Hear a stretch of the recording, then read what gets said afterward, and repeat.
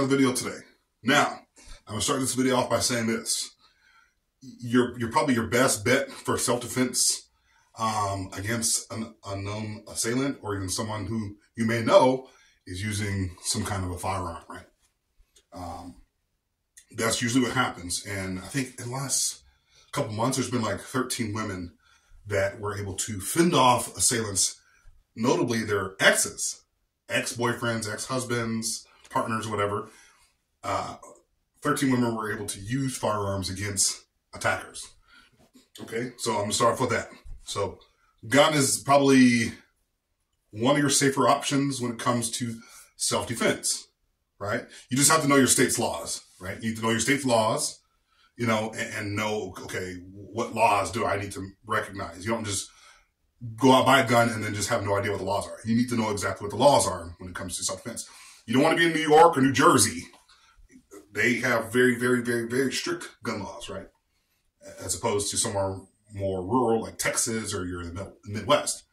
So when it comes to, you know, self-defense, obviously gun is your number one thing. So you say, okay, well then just end the video. There's no need to talk about anything else.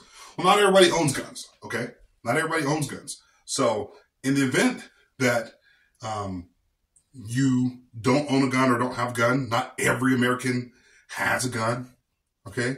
Some people have small children. One of the top ways of people dying was children, accidental discharges. Children. So not everybody owns firearms, right? And it depends on where you live, right? If you live in Chicago, somewhere more dangerous where there's drive-bys and shootings all the time, you got to look at your laws, right? Look at your laws. Some states are open carry, right? So you just got to make sure that you know all the laws, you know the rules of your town. Certain places you're not allowed to carry guns, right?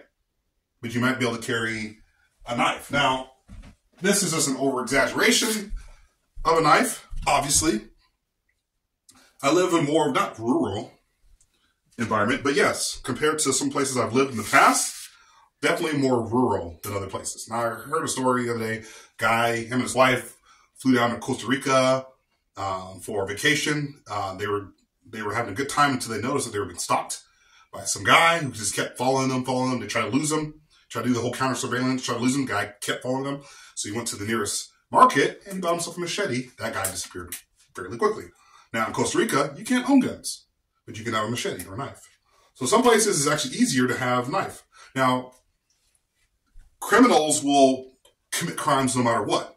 You see in certain places like Dublin and the UK, they have a lot more knife situations. You know why? Because they are not allowed to carry guns. So criminals will find ways to hurt people. Okay, so all I'm saying is defend yourself with whatever means is necessary. Okay, don't depend upon one thing. You're so dependent upon one thing to protect yourself, because once you're in an environment where you're not allowed to use that said thing, well then, do you know anything else? Do you know any other forms of martial arts or self-defense, right, to protect yourself against someone? Do you know how to throw? A punch? If you do, then good, right? There's other forms of self-defense. Some people do Jiu-jitsu. I don't really recommend that. When it comes to like street fights, you don't want to be rolling around on the ground with somebody. You'll get curb stomped. That's the thing that the jockos and all the people who are like just hunt, they just go all in on jiu-jitsu, saying jiu-jitsu is perfect. Basically is what they're saying. They don't practice any other form of martial arts, but they will practice jiu-jitsu. They'll get their 10th planet black belt in jiu-jitsu, some of these guys, right? They'll never train really in anything else. I don't recommend that, okay? I recommend learning different skills, right? Learning different martial techniques. I recommend, if you're going to do jiu-jitsu, then learn some boxing, right? And if you learn boxing, maybe some form of kickboxing, maybe on top of that or on the side. Learn how to throw a kick, basically. You should be able to use your entire body as a weapon, okay? So if you only know how to do one thing, right? You don't know how to grapple, ground pound, good on you. That may help you in a situation that you're on ground. Every fight starts standing up. So in a situation where you are in you're standing up, right? You want to make sure that you are train well enough, I want you to be able to see my feet just to a certain degree, right? You know exactly how to set yourself up to defend yourself, right? Just the fact that you look like you know what you're doing is going to put you leagues ahead of the guy who's going to do this. Or you see those guys, you see the NBA players where they're like this. Or you see the baseball players, they're like, they look weird and they don't know how to fight. You're going to be the first person knocked out. Knowing exactly how to place your feet, your arms, not chicken wing, you're ready and you're set for, for strikes, right? Okay? Those are really, really important things to know, how to defend yourself. Don't just know one form of martial arts and think you're good. Know 2, maybe 3, at least 2. At least 2 forms of martial arts. Know how to be able to run away, obviously, from the situation. That's what you want to do first. But in the situation where you're cornered by somebody, well, you may have to put those dukes up, right? And fight somebody. Now, here's another thing I've told people before in past videos, is know how to obviously throw that punch, right? But also know how to switch at the same time. Because doing this whole thing, you see boxers and people going rounds, after a period of time, their hands start to drop, right? Because they only know how to fight one way. Some people only know how to fight one way, right? But being able to keep your guard up, right? To where you can throw exact same jab with exact same power as the jab on the other side, okay? So it's very, very important that you know exactly how to have your feet set, not like this, or like this, like this. Just kind of give yourself a little bit of room, because you may actually have to throw some kind of a kick. Now, that was a line kick, but in that situation, you need to know how to throw a kick. Okay? Throw a kick. Okay? So, it's simple. You don't need to know all. Some people say, I have to master this skill. No, you don't need to. You need to know the basic parts of certain martial arts forms to defend yourself. Okay? So, knowing how to throw a jab and a cross is important, right? Also, with the knife, once again, these are just different techniques to know with the knife, right? With the knife, you want to make sure that you're able to strike, right? Able to carve up,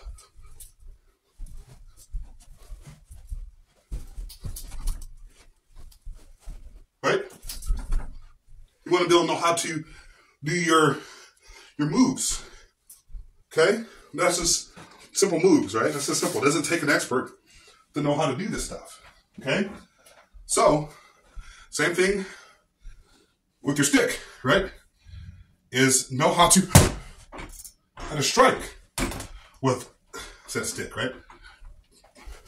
So you're going to go across and know how to be able to move different directions. Okay? I don't like hitting my bag with the sticks because I don't want to tear up the bag. But I can be able to move. And by the way, here's another thing. You guys don't know, okay? So notice this. So some people, they're static. They train static, which means they're doing this. They're just doing the same, just rudimentary, same moves. No, your opponent's going to be moving. So if I'm striking, just be prepared to miss, right? As you're warding off an attacker. Not every strike's going to move. Same thing with a punch, okay? So when I'm throwing that punch, after I know how to throw a simple punch, right? I can throw a simple punch. Okay, now work on moving out the way. That's the next step. And that's pretty much, I wouldn't say that's all you need to know, but that's the main thing you need to know, right? Is to be able to move out the way, right? Move out the way, right? And by the way, I made a mistake there. The bag needs to be going straight. If I'm punching straight, that means those strikes are good, okay? So, once again, when I'm throwing that strike, I might need to move out the way, right? There's different forms, variations. Like some people do this whole thing. Recommendation, hand here, fist here, okay? So I'm moving out the way because he's throwing a punch at me, right? He might be throwing another punch at me, right? Try again, okay? Right? And then knowing how to move, learn how to block if necessary, because you may not have a lot of time to move, right? He's throwing some kind of strike at you, batting off punches. I don't know if that's the best way to block, because you can break fingers, but that's usually for boxing. They wear gloves. In a real self-defense situation, you know, is if I have to put my hands up, at least I'll still want to be getting out the way, right? Getting out the way of them striking, right? And then after, well, here's another thing.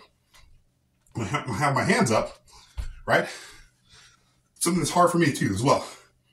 When I have my hands up, right, I'm going to throw some kind of a punch, always remember to put your body into it. They say put your back into it, like the song. Put your body into it, right? So, right? And here's another thing. Hard for me. One of the hardest punches to get used to is a hook. Because most people think they know how to do a hook. They're like this. Yeah, I know how to hook, right? That's easy. But see, right there, you're telegraphing. Okay? So once again, get into your position to mask that hook, right? See, watch this. Right? Even if it's less power, you're still protecting yourself in a situation than just doing this. So when I'm doing this, there's an opportunity for me to get knocked out. So once again, you know, if I'm throwing that, oh, all right. You see that? See once again? And once again, let me pull the camera back up a little bit. You saw me just get hit in the face. Because that's how it is. If you go to a boxing ring, right, for the first time, you go to a dojo for the first time, you're going to get hit. You're going to get hit in the face. You're going to get hit in the face. It's going to happen. You're going to get hit in the nose. You're going to bleed. Life ain't perfect. So the thoughts of, okay, I'm just going to stand here at this bag all day and hit the bag. Is that realistic? No. You need to be working on things that move, right? Things that move. Things that move, right? Things that move, right? Things that move, right? Things that move, okay?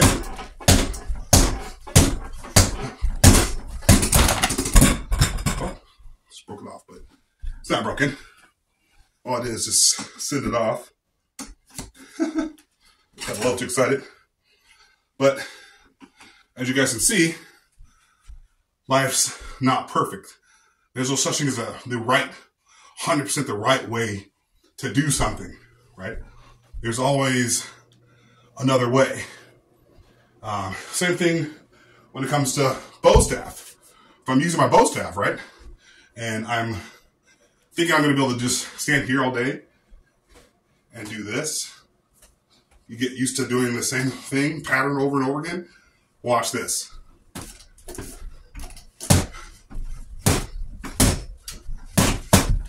Right? Oh, see?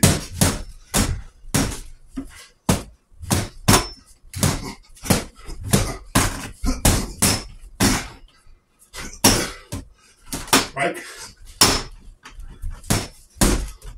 Using both sides. Oh, see that? That's how life is. Okay? You're gonna get hit. You're gonna get knocked down. I hit myself because nothing is perfect. Okay? Nothing's as it seems. A little out of breath. Been going. But that's how actual martial arts is. Okay? Train realistically. I'm serious when I tell you this. Train realistically. Okay? So, if I'm using a knife, I'm training with my knife. Train realistically. I was telling you guys in another video, the thing that Filipino martial arts gets wrong, once again, take the good and spit out the bad, is angle 1 is good. But then angle 2 is this. Angle 3, right? Angle 4, angle 5, angle 6, angle 7, angle 8, angle 9, angle 10, angle 11, and angle 12. Once again, angle 11 and angle 12. And then you're going to put footwork, obviously, into it. But what they get wrong is angle 2 is wrong, in my opinion, martial arts, in that, okay?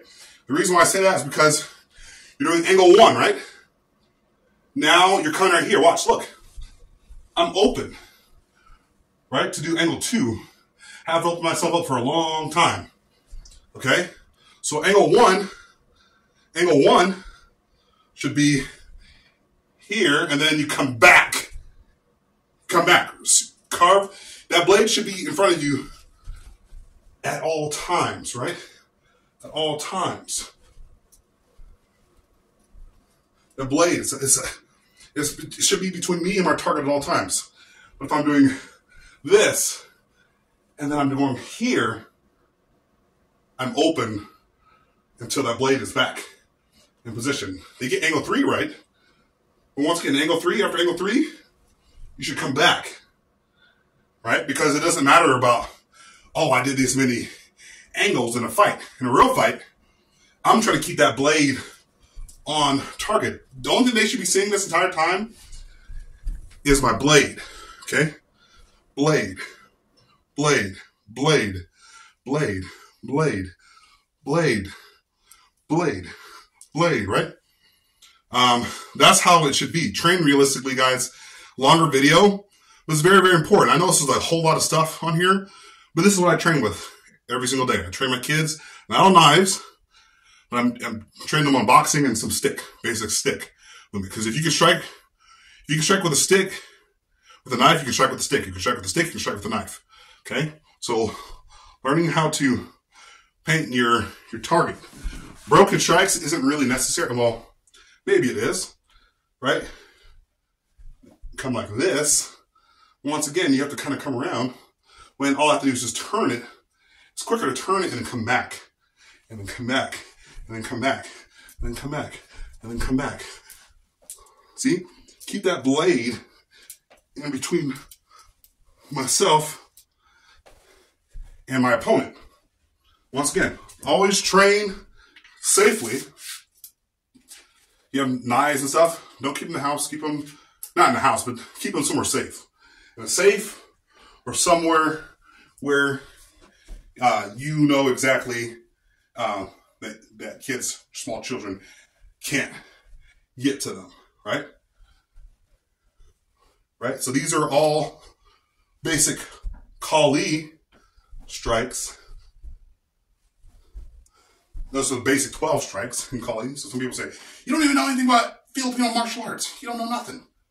I do. I know some stuff to know that there's some things that are good about it, and there's some things that are bad about it. Right? Train, take the good parts from every form of martial arts you can think of. Train in those areas and make yourself proficient in those areas. You'll be better for it. So that's all I got for you guys today. Hopefully I'll see you guys. Please like and subscribe. Helps me out.